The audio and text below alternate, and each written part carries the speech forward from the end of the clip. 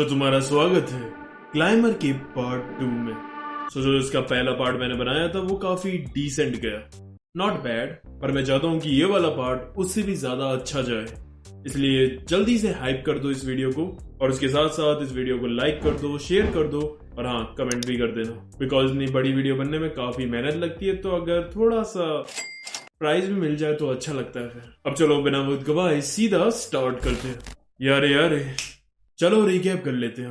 तो पिछले पार्ट में हमने शुरू करी थी द क्लाइमर, जिसमें एक बंदे की स्टोरी दिखाई जाती है जिसका नाम है बुंतारो मोरी, और ये बंदा पैदा ही हुआ है क्लाइंबिंग करने के लिए, क्योंकि इसके लिए उसके अंदर पैशन और टैलेंट भरा हुआ है। इसके बाद ये सारे पहाड़ वगैरह चढ़ता है और क्लाइंबिंग के बारे में और ज्यादा जानता है, एंड देन फिर ये हाई स्कूल छोड़कर अपना क्लाइंबिंग पर ही पूरा फोकस दे देता है। एंड तभी इस दौरान इसकी मुलाकात होती है अपने एक पुराने क्लासमेट से जिसका नाम है यूमी, जो इसके घर आ जाती है और अब वो इसे सेड्यूस करने की कोशिश कर रही है। और अब आगे देखते हैं कि क्या होता है। दी क्लाइंबर पार्ट 2। तो हम देखते हैं जो यूमी थी अब वो उसका सक करने के लिए जा रही थी, और जो मोरी था वो एकदम हिल भी नहीं पा रहा था। उसे ऐसा लग रहा था जैसे उसकी बॉडी नीचे से मेल्ट हो रही है। एंड तभी उसे एकदम से अपना ड्रीम माउंटेन दिखता है एंड वो तुरंत ही यूमी को दूर कर देता है। अब मोरी कहता है मुझे लगता है कि तुम्हें अब जाना चाहिए यहाँ से। वो कहती है मैं क्यों जाऊं, बाहर बारिश हो रही है और वैसे भी मेरे पास कहीं जाने के लिए एक फूटी कौड़ी भी नहीं है, और वैसे भी तुम्हें याद है ना कि ये सब तुम्हारी वजह से ही हो रहा है मेरे साथ। तो भूल गए क्या जब तुमने मेरे को वहां पहाड़ पर चढ़कर बचाया था, तो उसके बाद न्यूज़पेपर में हमारी फोटो छप गई थी, एंड इसके बाद मुझे क्लाइंबिंग वगैरह से भी बैन कर दिया था और मुझे कोई भी अच्छे कॉलेज की रिकमेंडेशन भी नहीं मिले। सो एक तरह से आज जहां मैं इस कंडीशन में हूँ वो इनडायरेक्टली तुम्हारी वजह से हूँ। अब मोरी उठता है, अपना चादर उठाता है और बाहर सोने चला जाता है ताकि यूमी जो है उस पर कोई डोरे न डाल पाए। अब वो बाहर चला जाता है, लेकिन जो उसका क्लाइंबिंग बैग था वो अंदर ही रखा हुआ था। अब हम देखते हैं कि बाहर यूमी खड़ी थी और अपने बॉयफ्रेंड से कह रही थी अब तो मुझसे ब्रेकअप करने की कोई जरूरत नहीं, मैंने पैसों का इंतजाम कर लिया है। वहां वो तभी देखती है बाहर, तो वहां बैठा हुआ था मोरी, एंड वहां उसके हाथ में पैसे देखकर मोरी समझ जाता है कि ये उसके ही पैसे थे जो उसने उसके बैग से निकाल लिए, और फिर वो उसे देखकर वहां से भाग जाती है। अब हम देखते हैं अगले दिन तो मोरी एक और पार्ट टाइम जॉब कर रहा था शिफ्टिंग की, क्योंकि उसके पास जितने भी पैसे बचे थे वो ले गई, और अब वो 100 किलो का सामान एक बार में अकेले ले जा रहा था, और वो सच में काफी ज्यादा भारी था। लेकिन मोरी उसे अपनी ट्रेनिंग का पार्ट लेकर चल रहा था एंड पूरी पावर और जोश से वो आगे बढ़ता जा रहा था। लेकिन तभी उसे यूमी की वो सकिंग याद आ जाती है, एंड तभी वो एकदम से अपने दिमाग से वो याद गायब करने की कोशिश कर रहा था ताकि वो डिस्ट्रैक्ट ना हो, लेकिन वो उसके याद से जा ही नहीं रही थी। तभी उसका पैर एक पत्थर पे लड़ता है और मुड़ जाता है और उसका बैलेंस बिगड़ने वाला होता है, लेकिन तभी वो एकदम से अपने आप को संभाल लेता है एंड अपने दिमाग को पूरा क्लियर करते हुए वो टॉप पर पहुंच जाता है एंड कहता है यस, अब कोई डिस्ट्रैक्शन नहीं, अब मुझे कोई भी लड़की डिस्ट्रैक्ट नहीं कर सकती। लेकिन फिर से उसे यूमी की याद आ जाती है और ऐसा लग रहा था जैसे वो उसकी पीठ पर लिपटी हुई है, और वो समझ गया था आसान नहीं है इसे मिटाना अपने दिमाग से। अब इसके बाद वो सीधा जाता है मोरी कुरोसावा से मिलने, बिकॉज उसे पता था कि अब वही लोग हैं जो उसे K2 तक ले जा सकते हैं जल्द से जल्द, और अब उस पर कोई चारा भी नहीं बचा था।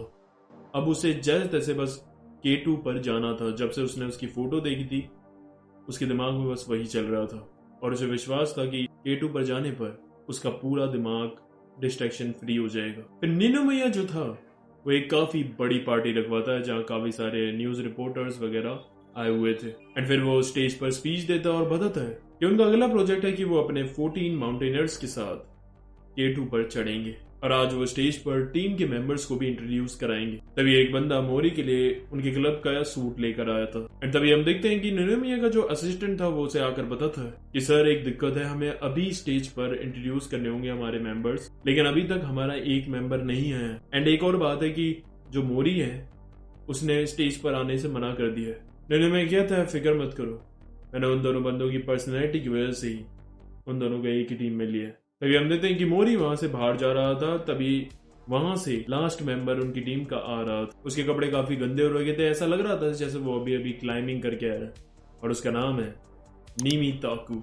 अगले दिन हम देखते हैं तो मोरी का बॉडी टेस्ट होने वाला था ताकि वो एनालाइज करके ये देख सकें कि इसकी बॉडी कितनी केपेबल है और कितनी हाइट्स तक इसकी बॉडी चल पाएगी। तभी अंदर मोरी देखता है तो नीमी ताकू जो था उसका वहां टेस्ट चल रहा था। डॉक्टर बताता है कि अभी हम इसका VO2 मैक्स चेक कर रहे हैं, मैक्सिमम ऑक्सीजन कंजम्पशन। इसमें यह देखा जाता है कि आपकी बॉडी कितनी एफिशिएंटली ऑक्सीजन आपके मसल तक पहुंचाकर कितनी एनर्जी प्रोड्यूस कर सकती है, जिसका VO2 मैक्स जितना ज्यादा वो उतनी ही ऊंचाई पर ट्रेवल कर सकता है। अब उसके रिजल्ट देखने के बाद डॉक्टर कहता है ताकू बहुत बढ़िया, तुम आराम से 8000 मीटर तक की पीक्स को बिना ऑक्सीजन सिलेंडर के ट्रेवल कर सकते हो। अब अगली बारी होती है मोरी की। अब उस रूम में घुसते ही मोरी को एकदम से थकावट हो जाती है, क्योंकि उस रूम को हाई एलिवेशन पीक के लिए सेट करा गया था। अब मोरी दौड़ने की कोशिश करता है उस ट्रेडमिल पे, बट वो दौड़ ही नहीं पाता और ढेर हो जाता है वहीं। तभी मोरी की ब्लड रिपोर्ट आती है डॉक्टर के पास, और वो देखकर डॉक्टर हैरान हो जाता है, क्योंकि जो मोरी का हीमोग्लोबिन था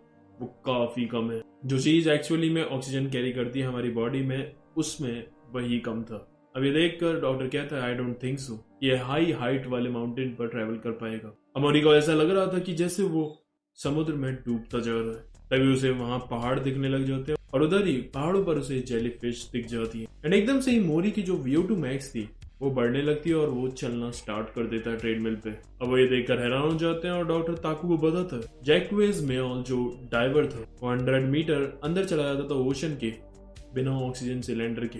उसका VO2 मैक्स इनक्रेडिबल रेट पर था 40 ml low. And the first person जिसने माउंट एवरेस्ट को बिना ऑक्सीजन सिलेंडर के क्लाइम किया था रेनॉल्ड मैसनर, उसका VO2 मैक्स तो लो 48 ml था। पता है इनका लो ऑक्सीजन एब्जॉर्प्शन रेट क्यों था? क्योंकि क्या है कि टेंशन, स्ट्रेस, ये सब चीजें आपकी बॉडी में ऑक्सीजन को ज्यादा कंज्यूम करती है। बट अगर आपका माइंड बिल्कुल शांत हो जाए तो आपकी ऑक्सीजन ज्यादा कंज्यूम नहीं होगी। एंड मोरी ने भी यही किया। इस हिसाब से तो ये आराम से माउंटेन्स चढ़ सकता है। अब ये सुनकर ताकू इम्प्रेस हो जाता है, और जब मोरी बाहर आता है और फिर वो उसे हाथ मिलाता है और उसे कहता है मुझे लगता है हम दोनों में काफी बनेगी। अब यहाँ से सीन शिफ्ट होता है और हमें दिखाया जाता है मोरी एक जगह आता है जहाँ उसे माउंटेन यामी चढ़ना था, और उसे बाकी के अपने टीम मेंबर्स के साथ वहां मिलना था, जिनके साथ वो माउंट यारी चढ़ेगा।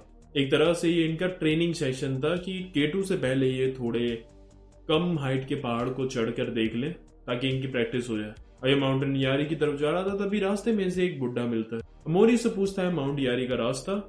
वो उसे बताता है कि यहीं से आगे जाकर, और बातचीत करके वो बुड्ढा बताता है उसे कि कई साल पहले उसके भी पैर में लग गई थी क्लाइंबिंग करते हुए, इसलिए अब वो ज्यादा अच्छे से चढ़ नहीं पाता। अब वो उसके साथ ही आगे चलने लगता है माउंट यारी की तरफ। अब आगे जाते हुए एक बड़ा सा पत्थर आता है। वो बंदा कहता है क्या तुम एक काम करोगे, मेरे लिए इस पत्थर के ऊपर से माउंटेन के कुछ फ्लावर्स होंगे, वो मेरे लिए ला सकते हो?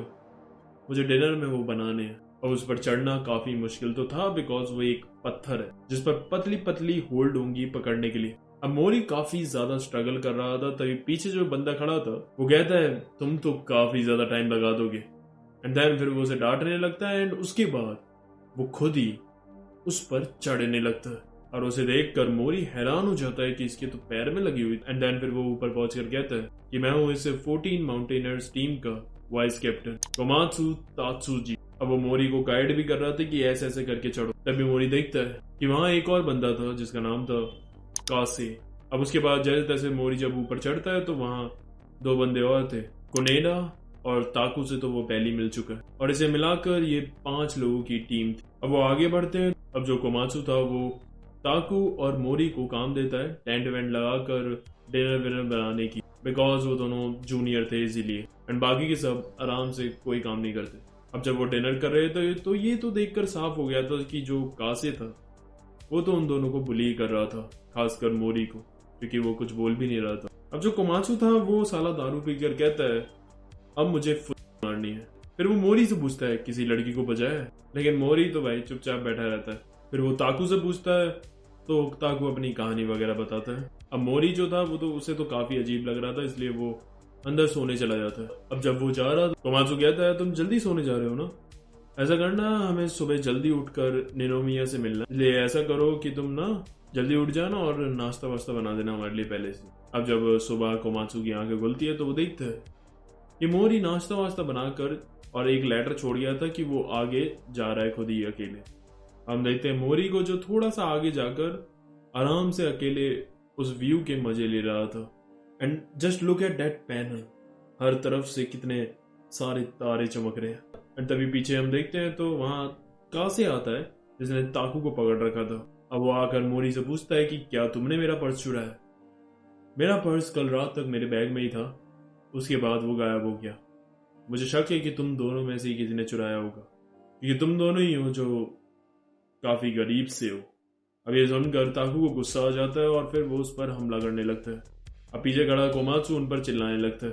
ताकू कहता है ठीक है, हम सब अपना बैग चेक करवाते हैं और देखते हैं किसने तुम्हारा पर्स चुराया। अब वो कुनेदा जो था उससे वो बैग मांग रहा था, लेकिन वो देने से मना कर देता है और कहता है बैग चेक करने से क्या फायदा, अगर किसी को उसके पैसे ही चुराने होंगे तो उसने चुरा कर पर्स फेंक दिया होगा। इससे तुम कहीं प्रूव नहीं कर सकते कि किसने इसका पर्स चुराया। और अगर मैं तुम सबको अभी यहाँ से धक्का दे दूं तो किसी को कुछ नहीं पता चलेगा और ना ही कोई एविडेंस मिलेगा कि तुम गिरे या गिराए गए। एंड फिर वो उन्हें सच में धक्का दे देता है, लेकिन मोरी को छोड़कर बाकी तीनों नीचे गिरने लगते हैं। एंड तभी कोमात्सु कुनेदा को भी पकड़ लेता है एंड देन वो चारों के चारों नीचे गिरने लगते हैं। लेकिन तभी हम देखते हैं कि ऐसा मोरी सिर्फ सोच रहा था अपने दिमाग में, कि वो चारों ही एक दूसरे से ऐसा लड़ रहे थे, तो उसके दिमाग में ऐसा आया जैसे ये चारों ही एकदम लड़ के एक दूसरे को खत्म कर देंगे। उसके बाद कोमात्सु जो था वो मोरी से पूछता है कि तुम अकेले यहाँ पर क्यों आए। मोरी कहता है क्योंकि मैं इसकी ब्यूटी को एक बार अकेले एक्सपीरियंस करना चाहता था। अब ये सुनकर कोमात्सु हंसता है और उसके बाद वो कासे का पर्स निकाल कर कासे को दे देता है। अब वो बताता है कि एक्चुअली में मैं ये सिचुएशन क्रिएट करके तुम चारों की पर्सनैलिटी को देखना चाह रहा था कि तुम चारों हो कैसे। तुम्हें एक दूसरे का नेचर पता होना चाहिए जब तुम एक साथ क्लाइंबिंग कर रहे हो। उसे ये पता चलता है कि कौन किसका पार्टनर बन सकता है और कौन किस पर कितना ट्रस्ट कर सकता है। अब मोरी सामने देखता है तो उसे माउंट यारी की टिप दिखती है, जो कि उसे ऐसे दिख रही थी जैसे कोई इंसान की हड्डी ऐसे परपेंडिकुलर में खड़ी हुई, बट एक्चुअली में वो ऐसी नहीं है। बस मोरी की नजरों में उसे वो सब चीजें अलग दिखती, क्योंकि उसके देखने का नजरिया थोड़ा अलग है, बिकॉज वो इतना ज्यादा फैसिनेटिंग है ना माउंटेन से। इसलिए ऐसा समझो कि तुम किसी पर्सन को पसंद करते हो, जैसे रियो। अब रियो दूसरी दुनिया के लिए तो नॉर्मल पर्सन है, पर तुम्हारे लिए ही और शी वॉज स्पेशल बिकॉज तुम उसे एक अलग ही नजरिए से देख रहे हो। अब जो कोमात्सु था वो उनसे कहता है कि मैंने तुमसे झूठ बोला था, आज हम निनोमिया से नहीं मिलने वाले और ना ही हम आज माउंट यारी को चढ़ने वाले। ये तो सिर्फ एक ट्रायल समझ लो। हम ये सब करेंगे अगले हफ्ते से, इसलिए तुम जो भी करते हो, कॉलेज में पढ़ते हो या फिर जॉब करते हो, तो वहां से तुम जाकर 2 हफ्ते की छुट्टी ले लेना एंड देन फिर हम अगले हफ्ते से चालू करेंगे माउंट यारी चढ़ना। अब वहां से जाते हुए ताकू मोरी से कहता है तुम्हें इस अपनी इंट्रोवर्ट आदत को बदलना होगा एंड दूसरों से बात करना सीखना होगा। अब इसके बाद हम देखते हैं कि जो मोरी का बॉस था वो उसे पूछता है कि तुम्हें 2 हफ्ते की छुट्टी क्यों चाहिए, लेकिन मोरी फिर से वही कुछ बोल ही नहीं पा रहा था। लेकिन तभी उसे ताकू की बात याद आती है कि उसे अपने इस इंट्रोवर्ट बिहेवियर को बदलना होगा, इसलिए फिर वो बोलना चालू करता है और फिर उसे बताता है कि उसे क्लाइंबिंग वगैरह पे जाना है। और उसका बॉस उसे डिनर के लिए भी ले जाता है साथ में, लेकिन जहां वो डिनर के लिए जाते हैं वहां उनकी जॉब की जो लड़की थी जिसका नाम है कोबाकी, वो भी वहां पर थी। एंड देन फिर वो उन दोनों को बैठाकर उनका बॉस वहां से चुपचाप निकल लेता है, यानी कि इन दोनों की एक्चुअली में उसने डेट फिक्स करा दी।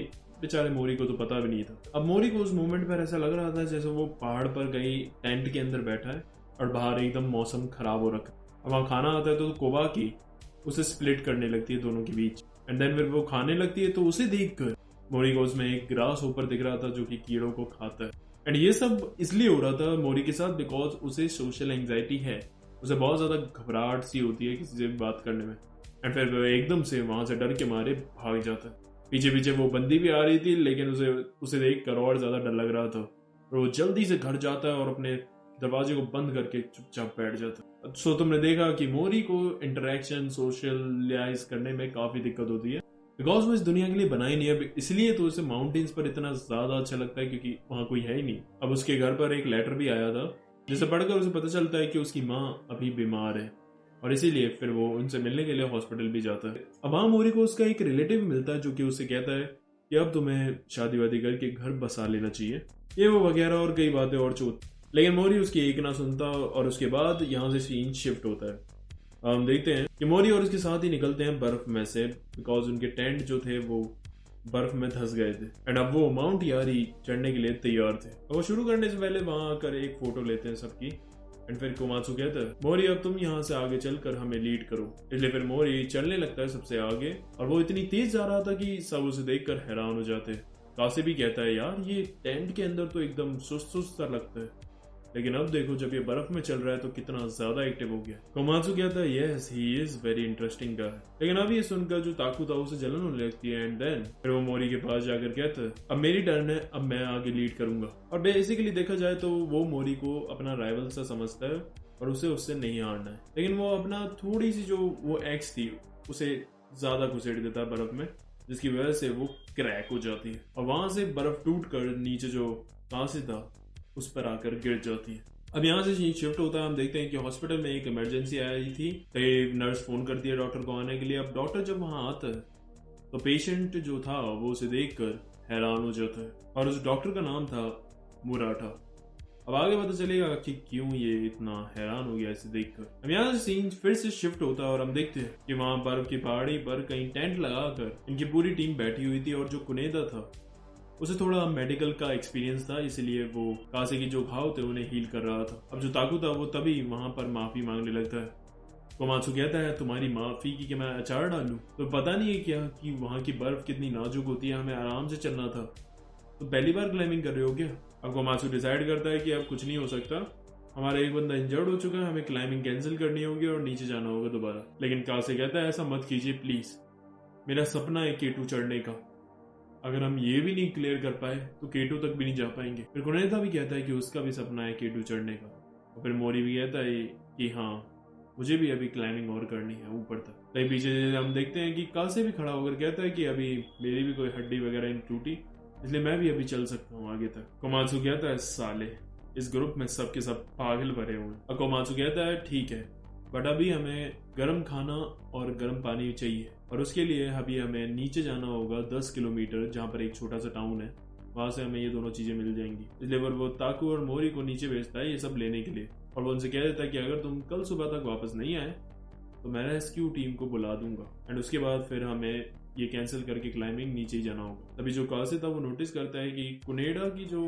मेडिकल किट थी उस पर उसका नाम नहीं लिखा हुआ था, बल्कि लिखा हुआ था वाई मुराटा। अब इसका क्या मतलब है वो तुम्हें आगे पता चलेगा। हम देखते हैं कि मोरी और ताकू नीचे जा रहे थे खाना और पानी लेने के लिए और वहां पर एकदम से बर्फीला तूफान चालू हो जाता है और उससे बचने के लिए वो एकदम से दोनों के दोनों नीचे झुक जाते हैं। यहीं से हमें कुछ ताकू के पास्ट के ग्लिम्स दिखाए जाते हैं। वहां उसमें हमें पता चलता है कि जो इसका बाप था जब ये काफी छोटा था तभी वो किसी एक्सीडेंट में मारा गया। अब जब वो एक दिन खेल रहा था तभी उसे कबर्ड में एक आइज एक्स मिलती है जो कि क्लाइंबिंग के लिए यूज होती है। अब उसके बाद फिर से हम प्रेजेंट टाइम में आते हैं। मोरी जो था वो आगे बढ़ता जा रहा था, तभी हम देखते हैं कि जो ताकू था वो आगे बढ़ने को होता है, लेकिन तभी नीचे की जो बर्फ थी वो क्रैक हो जाती है। मोरी पीछे देखता है तो ताकू वहां खड़ा हुआ था और आगे नहीं बढ़ रहा था। नीचे ताकू देख रहा था कि उसके हल्के से हिलने से भी बर्फ टूट रही थी। वो कहता है कि मुझे आराम से हिलना होगा, अगर मैंने जरा सा भी मिस किया तो मैं नीचे जाऊंगा सीधा। वो हल्का सा हिलता है और वो बर्फ टूट जाती है और वो नीचे गिरने लगता है एंड तभी उसके पास्ट का ग्लिम्स दिखाया जाता है कि वो अपनी गर्लफ्रेंड मोमो-चान के साथ सेक्स कर रहा था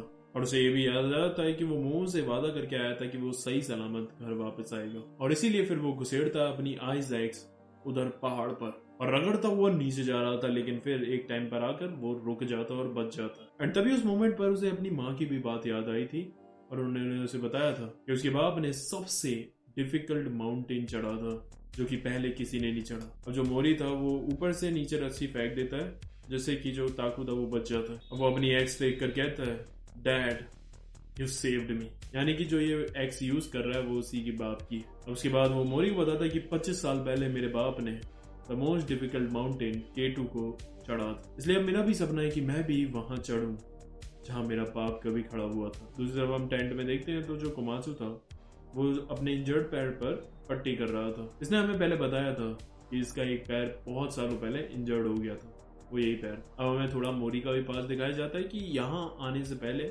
इसके वर्क वाली जगह पर क्या क्या हुआ इसके साथ। तो वहां जब वो एक दिन आता है और अपने लॉकर में देखता है तो वो हैरान हो जाता है क्योंकि वहां एक लंच रखा हुआ था और वो और किसी ने नहीं, उसी बंदी कोबाकी ने रखा था। अब प्रेजेंट टाइम में हम देखते हैं तो ताकू और मोरी वहां पहुंच गए थे जहां पर उन्हें वो टाउन मिलने वाला था, लेकिन वहां वो देखते हैं तो कुछ नहीं था, वहां बस बर्फ थी।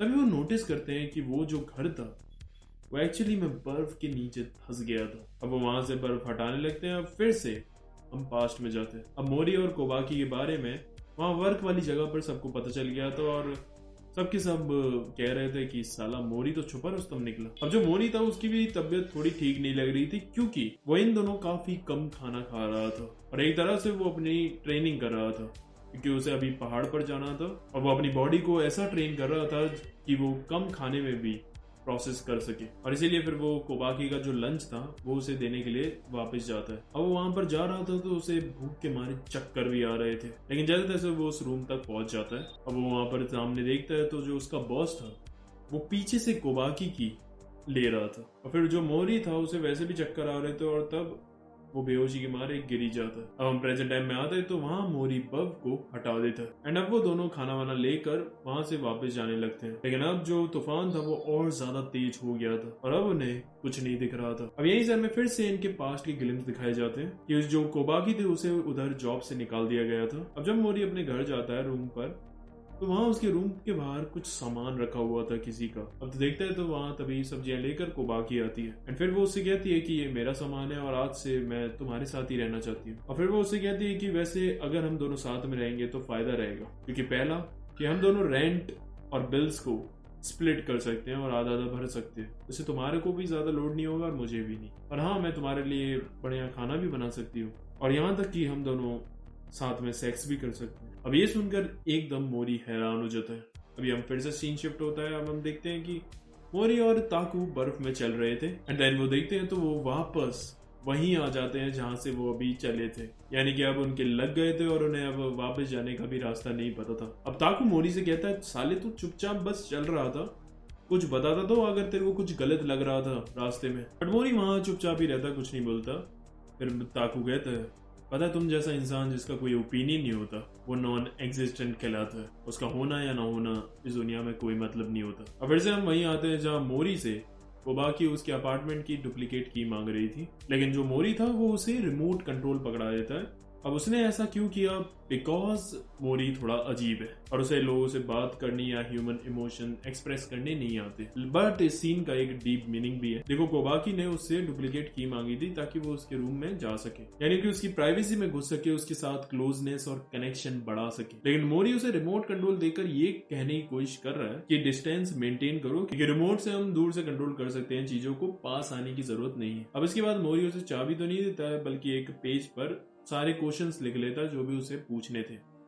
इंट्रोवर्ट। अब वो कहती है मोरी तुम और मैं सेम है, हम दोनों ही लोगों से कम्युनिकेट नहीं कर पाते। अब हम फिर से प्रेजेंट टाइम में आते हैं। हम देखते हैं कि यहाँ पर मोरी पहली बार अपना खुद का ओपिनियन देता है ताकू को और कहता है मुझे लगता है कि अभी हमें यहाँ से नहीं जाना चाहिए, क्योंकि अभी बहुत ज्यादा मौसम खराब है, इसलिए अभी हमें यहीं रुक जाना चाहिए और इस मौसम के पूरा शांत होने के बाद ही हमें यहाँ से जाना चाहिए। लेकिन ताकू उसकी बात से एग्री नहीं करता और कहता है अगर हम सुबह होने से पहले वहां नहीं पहुंचे तो vice captain Komatsu rescue team को बुला देंगे हमें ढूंढने के लिए और फिर हमें नीचे जाना होगा और हमारी क्लाइंबिंग कैंसिल हो जाएगी। मोरी कहता है लेकिन फिर भी हमारी जान ज्यादा इंपॉर्टेंट है। अब फिर से हम पास्ट वाले सीन में आते हैं। तो कोबाकी जो थी वो नीचे जा रही थी लैंडलॉर्ड से बात करने के लिए एंड तभी उसका पैर फिसलता है और वो सीढ़ियों से सीधा नीचे गिर जाती है और उसके सर पर चोट लगकर खून निकलने लगता है। अब ये देखकर मोरी जो था वो सीधा अपने घर का दरवाजा खोलता है एंड उसे बचाने के बजाय वो अंदर से दरवाजा बंद करके बैठ जाता है। एंड देन प्रेजेंट टाइम में हम देखते हैं जो ताकू था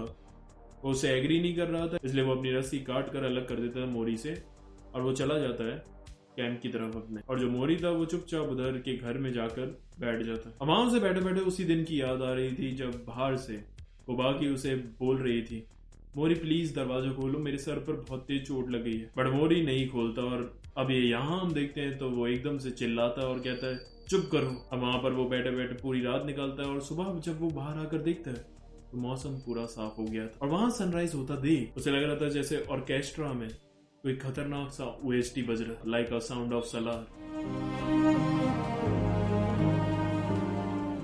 वो ऐसी नजरों से देख रहा था माउंटेन की ब्यूटी को कि उसके बैकग्राउंड में ऑर्केस्ट्रा बज रहा था। अब आगे जाकर देखता है तो वहां ताकू के पैरों के निशान थे और वो सीधा जा रहे थे उसके टेंट तक। वो समझ गया था कि ताकू रात में ही वहां सही सलामत पहुंच गया। अब वो उसके पैरों का पीछा करते हुए जाने लगता है वहीं और वो मोरी सोच रहा था कि अब वो चारों के चारों बंदे अब उसे नीचे दिखाएंगे, क्योंकि उसने कोमात्सु के ऑर्डर का पालन नहीं किया और मौसम खराब होने की वजह से वो वहीं रुक गया और वापस नहीं गया। वहां जाकर वो देखता है तो सब के सब उसे तिरछी नजरों से देख रहे थे, एज ही एक्सपेक्टेड। वो कहता है अब तो आसान होगा आना, क्या ही करना था, बस मेरे पैरों के निशानों का पीछा ही तो करना था। अब कोमात्सु जो था वो मुंह पर उसके पट्टी मार कर कहता है, ले मेरे पैर की पट्टी बांध जल्दी। अब इसके बाद वो आगे चढ़ाई करने लगते हैं और जो कासे था वो इंजर्ड था, इसलिए उन्होंने उसका पूरा का पूरा रक्सैक 30 किलो का वो मोरी को पकड़ा दिया था और इसीलिए मोरी की हालत काफी खराब हो रही थी, लेकिन वो जैसे तैसे झेल रहा था ये सब और आगे बढ़े जा रहा था। और दूसरी तरफ हमें दिखाया जाता है निनोमिया जिसको मैसेज आता है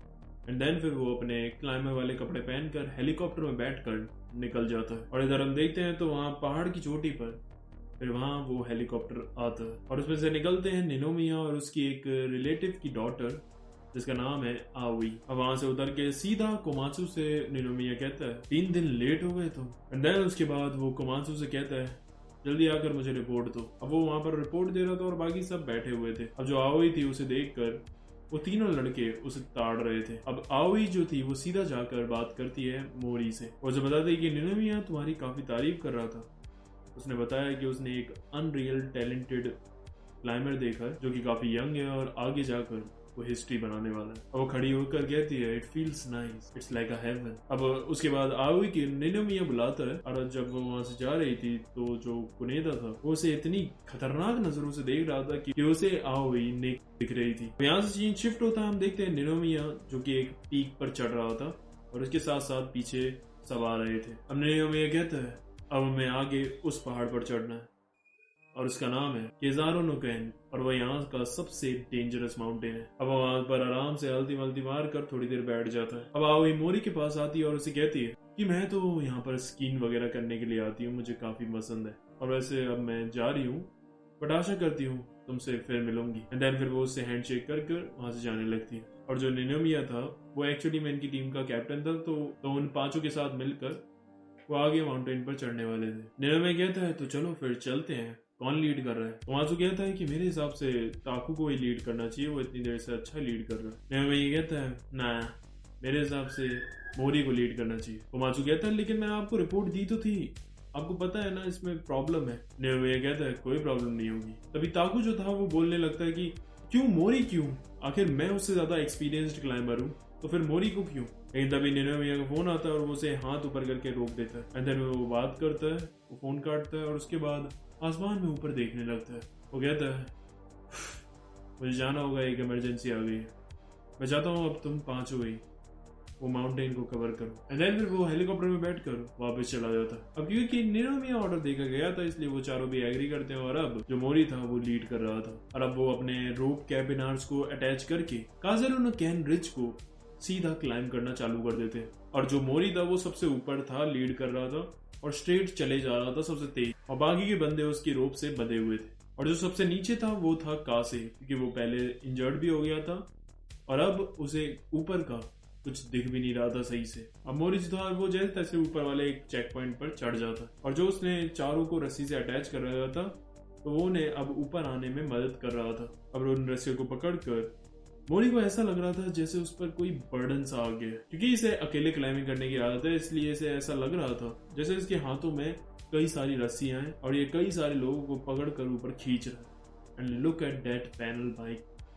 कमाल का है। और नीचे हम देखते हैं तो कासे अभी भी लास्ट में था और उसे काफी दिक्कत आ रही थी ऊपर चढ़ने में। तभी जो वो अपने आइज एक्स को घुसेड़ के ऊपर चढ़ रहा था तभी वो देखता है तो वहां की वॉल एकदम से क्रैक हो जाती है एंड बूम, एंड वो टूट कर वो सीधा नीचे गिरता है। तभी साइड से ताकू देखता है कासे लटक रहा था। तभी फिर कोमात्सु जाता है उसे लेने के लिए एंड ऊपर से मोरी उन्हें खींच रहा था। फिर हम देखते हैं जो कोमात्सु जब उसे उठाकर लेकर आता है तो कासे मर चुका था, क्योंकि उसे इम्पैक्ट के झटके से उसकी पूरी बॉडी टूट गई थी। अब मोरी की ये देखकर फट जाती है क्योंकि उसने पहली बार किसी को ऐसे आमने सामने मरते हुए देखा था। अब यहाँ से सीन शिफ्ट होता है, हम देखते हैं कि ये चारों एक टेंट लगाकर बैठे हुए थे और कॉफी पी रहे थे। एंड स्टिल कोमात्सु डिसाइड करता है कि वो अभी भी क्लाइंबिंग छोड़ेंगे नहीं और ऊपर जाएंगे और वो कासे की कुर्बानी बेकार नहीं जाने देंगे। अब इधर हम देखते हैं तो वो टेंट लगाकर रात में लेटे हुए थे। तभी मोरी को सामने इल्यूजन होता है और उसे सामने बैठा हुआ दिखता है कासे। तभी पीछे से ताकू मोरी से कहता है कि मैं और कनेडा तो यही सोच रहे हैं कि हमें अभी नीचे जाना चाहिए, क्योंकि कासे की मौत के बाद हम भी काफी हिल गए हैं। हम दोनों इस पर एग्री करते हैं। तुम बताओ मोरी, तुम क्या सोचते हो? मुझे लगता है हमें कोमात्सु सेनपाई से बात करके नीचे जाना चाहिए। अब मोरी उठता है और कहता है मैं तुम्हारी बात से एग्री करता हूँ, चलो कल सुबह कोमात्सु सेंपाई को कह देंगे। अब क्या था कि मोरी ऐसा कहना चाहता था, पर वो अभी अपने मन में ही कह रहा था। उसमें इतनी हिम्मत ही नहीं थी कि वो उठकर ऐसा बोल सके। Social anxiety. अब कासे को काफी गुस्सा आ रही थी, साला मैंने उससे बोला और ये कुछ बोल ही नहीं रहा है, इसलिए फिर वो चुपचाप सो जाता। अब अगली सुबह हम देखते तो टेंट के बाहर मोरी खड़ा हुआ था और तभी तो कोमात्सु भी आता है बाहर और वो चलने के लिए तैयार था। तभी मोरी उससे वो कहता है कि अब इस सिचुएशन में मैं इस जर्नी को कंटिन्यू नहीं कर पाऊंगा। तभी पीछे से कुनेडा और ताकू आते हैं और वो तैयार थे कोमात्सु के साथ ऊपर चढ़ने के लिए। मतलब देख रहे हो कितने हरामी लोग हैं। ताकू ने रात में इससे ये बोला कि हम दोनों तो नहीं जा रहे, लेकिन अब देखो ये चुपचाप तैयार हो गए जाने के लिए, यानी कि साफ साफ झूठ बोल रहे थे कल रात। और कोमात्सु कहता है ठीक है मोरी, अगर तुम्हें नहीं जाना है तो मैं तुम्हें इस टीम से बर्खास्त करता हूँ, और हाँ ऐसा करना तुम अभी यहीं रुकना इस टेंट में कासे की बॉडी के साथ। नीचे से कुछ आदमी आएंगे, फिर तुम नीचे चले जाना उनके साथ ही। And yes you are fired from 14 mountaineers, तो कुछ और देख लेना अपने लिए। और अब वो तीनों के तीनों वहां से चले जाते हैं, लेकिन अब जो मोरी था उसे भी ऊपर चढ़ना था और इसीलिए फिर वो भी उनका पीछा करने लगता है। और मन ही मन मोरी सोच रहा था साले कितने हरामी आदमी है, पहले मेरे से बोला कि कैंसिल करते हैं और अब खुद जा रहे हैं। हमें दिखाया जाता है कि कुछ दिन बीत जाते हैं। हमें दिखाया जाता है कि जहां मोरी और उसकी टीम जॉनसे माउंटेन की पीक पर चढ़ने गए थे वहां एक दुर्घटना हो जाती है और वहां सब के सब मेंबर्स मारे जाते हैं सिर्फ मोरी को छोड़कर। और वहां कुछ ऑफिसर्स भी आते हैं मोरी से पूछताछ करने के लिए। जो सीनियर ऑफिसर था उसका नाम था ओबाना और उसका जो असिस्टेंट था उसका नाम था शिमाडा। अब जो ऑफिसर ओबाना है ना, उसे क्लाइंबिंग बड़ी ही वेस्ट और यूजलेस चीज लगती है। उसका ये मानना है कि साला अगर पहाड़ों पर चढ़ना ही क्यों है तुम्हें, चलो ठीक है पहाड़ों पर चढ़ना भी है तो, पर उससे मिलता क्या है तुम्हें, कोई टेक्नोलॉजी में एडवांटेज नहीं हो रही, कुछ नहीं हो रहा, तो वाई, तो क्यों भाई, क्यों इतना यूजलेस थिंक करनी। अगर तुम्हें पहाड़ के ऊपर जाना ही है तो हेलीकॉप्टर, जेट्स, ये सब कुछ अवेलेबल है, लेकिन फिर भी लोग अपनी एनर्जी, अपना टाइम, अपना पैसा सब बर्बाद करते हैं, यहाँ तक कि अपनी जान का भी जोखिम लगाते हैं। तो उसके ऐसे कुछ थॉट्स है क्लाइंबिंग को लेकर। और हाँ अब यहाँ से ना थोड़ा सही सुनना, क्योंकि अब बार बार प्रेजेंट और पास्ट होगा। अब वो सब पूछते हैं कि वहां पर क्या क्या हुआ। और मोरी बताता है कि 27 दिसंबर से 30 दिसंबर के बीच मैं और ताकू एक गुफा के अंदर फंसे हुए थे, क्योंकि ताकू बुरी तरह इंजर्ड हो गया था और बाकी की टीम भी गायब थी। हम देखते हैं कि वो और ताकू टेंट लगाकर बैठे हुए थे। बाहर बहुत ज्यादा मौसम खराब हो रखा था। अब ताकू मोरी को बुलाता है क्योंकि उसे टॉयलेट करनी थी और मोरी के पास सिर्फ एक बर्तन बचा था जिसमें चाय वाय बनाते। वो उसे ले जाता है और उसका पैंट वैंट खोलकर उसका पकड़कर उसे टॉयलेट करवाता है, क्योंकि उसकी स्पाइन, लेग्स वगैरह सब इंजर्ड हो रखे थे, वो हिल भी नहीं पा रहा था सही से। एंड देन उसकी टॉयलेट को फिर वो फेंक देता है, उसमें बर्फ डालता है उस बर्तन में, एंड देन उसे गर्म करके उसको साफ करता है पानी से, एंड फिर उसमें चॉकलेट डालकर उसे पिघलाता है और फिर उसी बर्तन में उससे चॉकलेट पिघलाकर खिला रहा था। वो 1-2 चम्मच खाता है, फिर कहता है अब मुझे नहीं खाना, जिसमें मुंह था उसी में मेरे को ये खाना पड़ रहा है, तुम ये खा लो बस। अब हमें एक ग्लिम्स दिखाया जाता है यहाँ पर, जहाँ पर ताकू एक बर्फ के अंदर धंसा हुआ था और मोरी ने उसे बाहर निकाला था, यानी कि एक बर्फ के नीचे आने की वजह से इसको इतनी इंजरी आई है। अब यहाँ पर हम फिर से गुफा में आते हैं तो ताकू का जो फोन था वो बज रहा था, इसलिए फिर उसे उठाने के लिए मोरी बाहर जाता है तो देखता है तो वो उसकी गर्लफ्रेंड का फोन था। एंड अब यहीं से हम प्रेजेंट टाइम में आते हैं जहाँ पर मोरी से बातचीत हो रही थी पुलिस वालों से। तभी हम पीछे देखते हैं तो वहां उसकी बंदी आ गई थी ताकू के बारे में पूछने के लिए। अब हम दिखाया जाता है पास्ट में जहाँ पर वो गुफा में थे तो मोरी जो था वो बाहर जाने के लिए तैयारी कर रहा था और जो ताकू जो होता है वो उसे रोकता है और कहता है प्लीज मोरी यहाँ से मत जाओ, मुझे अकेला छोड़ के मत जाओ, मुझे बहुत डर लगता है। मोरी कहता है मैं तुम्हें 100 बार समझा चुका हूँ कि यहाँ से नीचे थोड़ी दूरी पर जाकर ताकासा डैम है, वहां जाकर मैं किसी रेस्क्यू टीम का कांटेक्ट कर सकता हूँ जो कि यहाँ पर आकर हमें बचा सकता। अभी देखो जो तुम्हारा फोन है उसकी बैटरी भी लो होने वाली है और वो भी डिस्चार्ज हो जाएगा, ना तो उसका चार्जर है, ना हमारे पास कुछ खाने पीने का सामान है, क्योंकि तुम्हारा जो रक्सैक था वो बर्फ में ही कहीं दफन हो गया। अब अगर हम ऐसे ही रहे तो हम कुछ ही देर में मर जाएंगे। और जब मोरी जाने लगता है तभी जो ताकू था वो और ज्यादा गिड़गिड़ाने लगता है, कहता है प्लीज मुझे छोड़कर मत जाओ, मैं मर जाऊंगा, ये वो वगैरह, और उसे अपनी पूरी जिंदगी की बातें बताने लगता है, फैमिली के बारे में, गर्लफ्रेंड के बारे में, सब चीजों के बारे में। और इतना सुनने के बाद फिर मोरी जो होता है वो रुक जाता है वहां पर और उसकी बातें सुनने लगता। अब यहीं से हम प्रेजेंट टाइम में आते हैं तो जो ताकू की बंदी थी वो मोरी के ऊपर गुस्से में पर्स फेंक कर मारती है और चिल्लाती है बुरी तरह। अब उसके जाने के बाद फिर ऑफिसर ओबाना मोरी से पूछता है कि तुम वहां क्यों रुक गए, तुम रेस्क्यू के लिए क्यों नहीं गए। कि मुझे लगा कि मुझे उस वक्त अपने दोस्त के साथ ही रहना चाहिए, चाहे उसके बाद हम दोनों साथ में मर ही जाते हैं। I think that's all right. फिर से हम गुफा में आते हैं तो जो मोरी था वो बर्फ पिघला कर उसे पानी में कन्वर्ट करके पिला रहा था, लेकिन वो नहीं पी रहा था। अब काफी धीमे धीमे ठंड बढ़ती जा रही थी और दोनों की ठंड के मारे हालत खराब हो रही थी। हमें दिखाए जाते हैं इसके भी पास्ट की ग्लिम्स, जहाँ माओरी ताकू, कोमात्सु और कुनेडा का पीछा कर रहा था। हम देखते हैं कि रात में टेंट में वो तीनों बैठे हुए थे। तभी ताकू कहता है, कोमात्सु सेनपाई, मुझे लगता है कि हमें मोरी को फिर से अपनी टीम में ले लेना चाहिए, ऐसे अकेले उसको कुछ हो सकता है। कोमात्सु कहता है, अब वो हमारी टीम का पार्ट नहीं है, अब वो जिए या मरे मुझे उससे कोई मतलब नहीं, अब वो हमारी टीम में वापस नहीं आ सकता। अब वहाँ सुबह होती है तो वो वहाँ बाहर निकलते हैं तो उन्हें वहाँ मोरी कहीं नहीं दिख रहा था। तभी एकदम से मोरी निकलता है बर्फ के अंदर से, लेकिन उसके बाद भी वो उसे अपने साथ नहीं लेते और वहां से जाने लगते हैं। तो इस दरबार में यहाँ गुफा की तरफ देखते हैं तो मोरी से ताकू कह रहा था, शायद हमें अपने पापों की सजा मिल रही है, हमने तुम्हें अपनी टीम से अलग रखा था ना, इसलिए अब हमारे साथ ये सब कुछ हो रहा है। अब हम फिर से उसी सीन में आते हैं जहाँ पर वो तीनों जा रहे थे और पीछे अभी भी खड़ा हुआ था मोरी।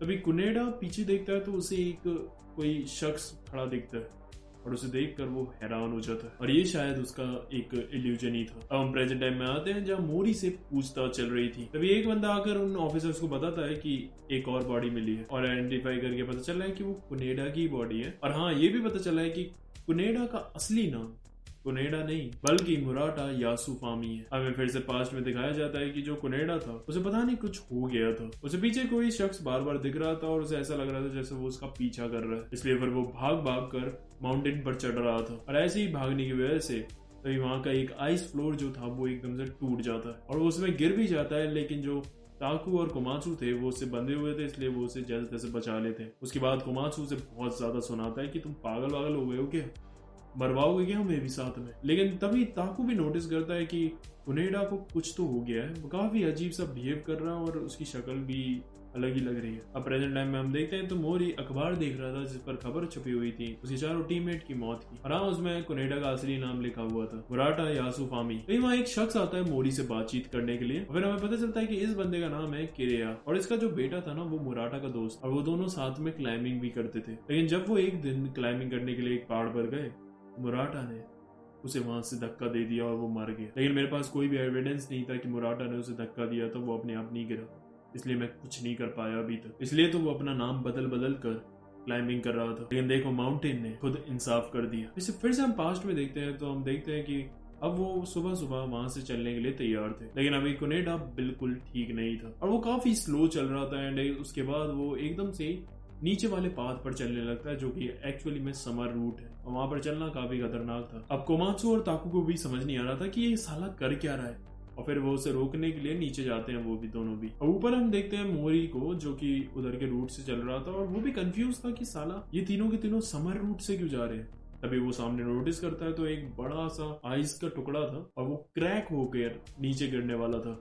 वो उन्हें चिल्ला कर बताने की कोशिश करता है, लेकिन तो तक बहुत देर हो चुकी थी। वो सीधे जाकर कुनेडा के ऊपर गिरता है और कोमात्सु और ताकू उससे हल्का सा दूर थे, इसलिए वो थोड़ा बहुत बच जाते हैं। अब कोमात्सु कहता है कुनेडा को छोड़ो ताकू, यहाँ से जल्दी निकलो, एक और वेव आने वाली है आइस की। लेकिन ताकू फिर भी उसे बचाने के लिए जाता है। हम देखते हैं कि वहां कुनेडा को जो बार बार वो शख्स दिख रहे थे वो एक्चुअली में किरिया था, जिसके बेटे को उसने मारा था और वो उससे इतने सालों से रिवेंज लेना चाह रहे थे और वो बिल्कुल पागल सा हो गया था। तभी हम देखते हैं कि वहां एक और बर्फ की वेव आती है और कोमात्सु, ताकू और कुनेडा उन तीनों को उसमें दबा लेती है। कोमात्सु और कुनेडा तो खत्म ही हो जाते हैं, लेकिन जैसे तैसे जो मोरी था वो घायल हुए ताकू को उठा लेता है। उसके बाद ये जाकर उस गुफा में बैठते हैं। अब समझे ये पूरी सिचुएशन की कैसे इंजर्ड हुआ और उनकी टीम कैसे खत्म हुई। अब हम प्रेजेंट टाइम में आते हैं जब कारिया मोरी से बात कर रहा था, ये पीछे से आता ऑफिसर ओबना और फिर वो दिखाता है कि हमें मुराटा के बैग से एक फोटो मिली है।